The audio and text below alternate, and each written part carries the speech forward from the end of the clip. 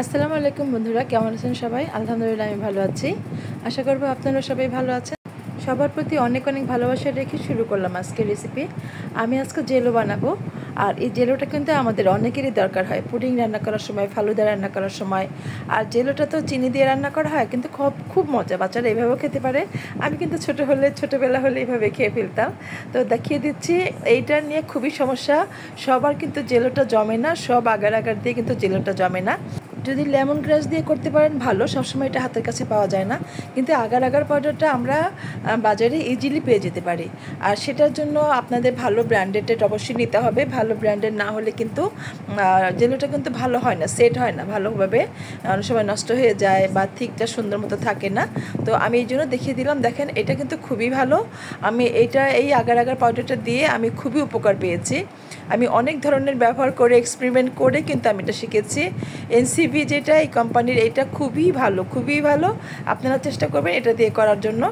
তো আমি এটা দিয়ে উপকার পেয়েছি, সেজন্য আপনাদের কাছে আমি এটা আজকে তুলে ধরলাম। আমি কিন্তু এরকমটা করি না, কিন্তু আপনাদের উপকার হোক, সবার যাতে কোনো সমস্যা না হয় সেটা মাথায় রেখে আজকে জেলোটা তৈরি করলাম। এবং আগার পাউডারটা আমি আপনাদের সাথে পরিচয় করে দিলাম, যেটা আপনার স্ক্রিনশট দিয়ে রাখবেন এবং এটাই কিনে নেবেন, ভালো লাগবে কিন্তু। আর এই জেলোটা আপনারা অনেক সময় কালার না দিয়ে বিভিন্ন ফ্রুট দিয়েও করতে পারেন। ফলের যে কালারটা সেটাও কিন্তু একেবারে অথেন্টিক অরিজিনাল কালার। আর ইচ্ছে করলে কালার দিতে পারেন নিজেদের মতো করে। তো আমি কালারের ফ্রুটগুলো কালার মতো পাওয়া যায়, সবসময় পাওয়া যায় না বা করে রাখা হয় না। তরমুজ দিয়ে, ড্রাগন দিয়ে অথবা বিটরুট দিয়ে, এগুলো কালারফুল ফ্রুট, এগুলো দিয়ে কিন্তু আপনারা জেলো তৈরি করে নিতে পারেন। কালার দিতে হবে না সেক্ষেত্রে। বিটরুটের কালার তো খুবই সুন্দর হয়, আর ড্রাগনের কালারটাও খুব সুন্দর হয়, সেক্ষেত্রে কিন্তু কালারের দরকার হয় না। তো আপনারা যদি মনে চান যে কালার দিবেন না, তাহলে ওইভাবে করতে পারেন। আর কালার দিলে কালার নিয়ে নিতে পারেন। এটা দেখেন, আমি এখানে 1 লিটারের মতো পানি নিয়ে নিয়েছি। আর এই যে এই আগার পাউডারটা আমি এখানে 1.5 চামচের মতো দিয়ে দিয়েছি। এতে করেই কিন্তু আমার হয়ে যাবে। কিন্তু অন্যান্য আগার পাউডার দিয়েও আমি ট্রাই করে দেখেছি, 2 চামচ দিলেও কিন্তু সুন্দর মতো হয় না, গলে যায় বা থিকনেসটা সুন্দর হয় না, ভালো করে জমে যায় না। তো এটা আমি মোটামুটি এখানে 4 কাপ পানি নিয়েছি। আর চিনি দিয়েছি 1 কাপের মতো। চিনি দিয়ে আগার পাউডার 1.5 চামচের মতো দিয়ে একবারে মিশিয়ে আমি চুলার ফ্লেমটা অন করে দিয়েছি। দেখেন, এই হুইক্সের মাধ্যমে আমি ঘুরিয়ে বারবার মিশিয়ে দিচ্ছি। হাতে চেষ্টা করেছিলাম চামচ দিয়ে, কিন্তু চামচ দিয়ে ভালো হয় না। আপনারা চেষ্টা করবেন হুইক্সের মাধ্যমে ভালো করে এইভাবে মিশিয়ে দেওয়ার জন্য। এটার মাধ্যমে ভালো করে মিশে যায়। এবং এই মিশানো কাজগুলো আমি হুইস্কের মাধ্যমে করি, খুব ভালো লাগে।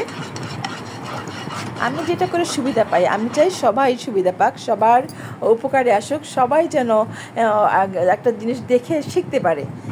মূল উদ্দেশ্য হচ্ছে আমার সেটা, যে আমার ভিডিও দেখে কেউ যেন কোনো কিছু করে ট্রাই করে শেখা ফেল না হয়, সাকসেস যেন আসে, বলতে পারবে যে না, আমার আপুর ভিডিওটা দেখে আমার এটা উপকৃত হয়েছি। সেটা মাথায় রেখে কিন্তু আন্তরিকতার সাথে সবটুকু দেখিয়ে দিলাম। আমার এটা পানিটাকে আমি প্রায় এই যে চিনির যে শিরাটা করেছি আগার পাউডার দিয়ে, এটাকে প্রায় আমি 15 থেকে 20 মিনিটের মতো রেখে দিয়েছিলাম।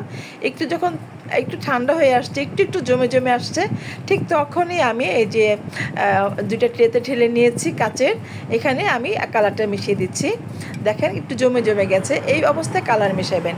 যদি গরম থাকা অবস্থায় কালার মেশান, তাহলে কিন্তু অনেক সময় কালারটা চেঞ্জ হয়ে যায়।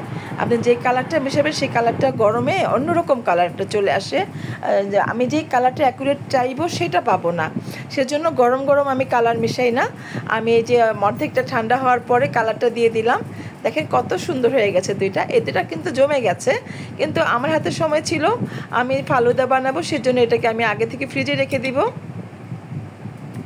মোটামুটি কিন্তু সুন্দর হয়েছে। দেখেন কতটা জমে গেছে, আপনাদের দেখানোর জন্য না কেটে আবার এটাকে কাট করে দেখালাম সাইড করে।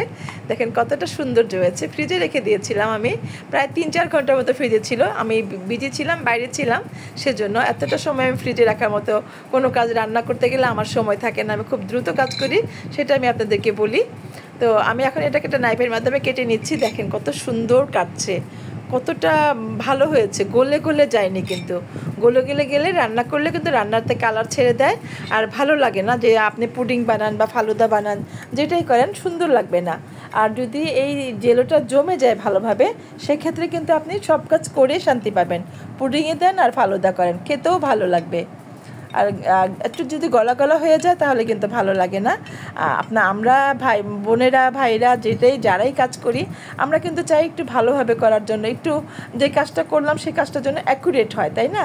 তো সবার জন্যই বলছি এই যে এইভাবে খুলে খুলে বলার কারণ হচ্ছে অনেকেই একটু নতুন যারা বা একটু সমস্যায় পড়ে থাকেন, জেলোটা কিভাবে করবেন একটু কনফিউশন থাকে, সেজন্য আমি চিন্তা করলাম যে এটা একটু খুলে বলে আমি একটা ভিডিও করি, একটা রেসিপিতে হিসেবে দিয়ে দেই, তাহলে যদি কারো উপকার আসে জাস্ট সেটা মাথায় রেখে দিই, এছাড়া কিন্তু কিছু না।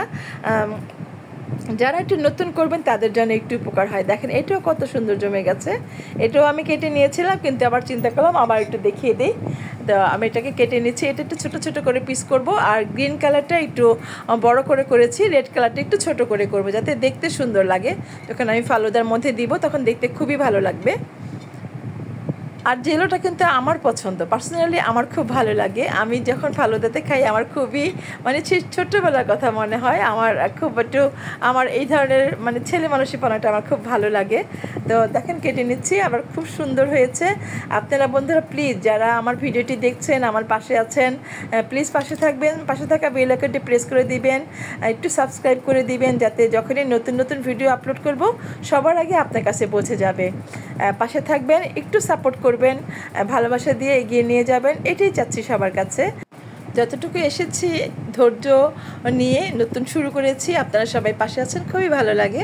আর এখন ভিডিও করতেও কিন্তু ভালো লাগে, অভ্যাস হয়ে গেছে, না করলে ভালো লাগে না, একটু গুছিয়ে নিতে হয় এই আর কি। বাসার রান্নাগুলো রেগুলার রান্নাগুলোই তো আমরা দেখাচ্ছি, স্পেশালভাবে আলাদা করে কিছু করা হয় না। বাবু যেটা পছন্দ করে বা আমার বাসায় যখন যে রান্নাটা করি সেটা আমি একটু সাজিয়ে গুছিয়ে তুলে ধরি আপনাদের মাঝে। আপনারা অনেকেই পাশে আছেন, আর এইভাবে যাদের যদি আজকের ভিডিওটি ভালো লাগে, যদি সুবিধা মনে হয় এভাবে করে খাবেন। আমি চাই, আমি মন থেকে আন্তরিকভাবে চাই কেউ উপকৃত হোক।